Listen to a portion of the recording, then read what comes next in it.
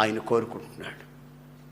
అందుకని ఆయన యవ్వన ప్రాయమందు 33.5 సంవత్సరాల వయసప్పుడే నిండు యవ్వనంలో ఆయన నిండు రక్తాన్ని, పవిత్రమైన రక్తాన్ని నీ కొరకు నా కొరకు ధారపోసాడు. ఆయన శిలువలో వేలాడుతున్నప్పుడు ఇద్దరు వ్యక్తులు అలా వచ్చారు. శిలువలో వేలాడుతున్న యేసయ్యని చూశారు. ఒకడంటాడు,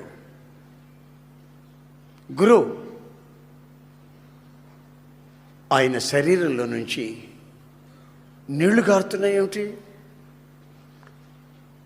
ఆ దొంగ శరీరంలోంచి రక్తం వస్తుందే, ఈ బందిపోటు శరీరంలోంచి రక్తం వస్తుందే, ఈయన శరీరంలోంచి నీళ్లు కారుతుంది ఏమిటి? మరొకడు చెప్తున్నాడు, ఆయన శరీరంలో ఇక రక్తము లేదు, ఆఖరి రక్తపు బొట్టు వరకు నీ నిమిత్తమై నా నిమిత్తమై కార్చాడు. ఇక ఆయన కార్చాలన్న ఆయన శరీరంలో రక్తం లేదు.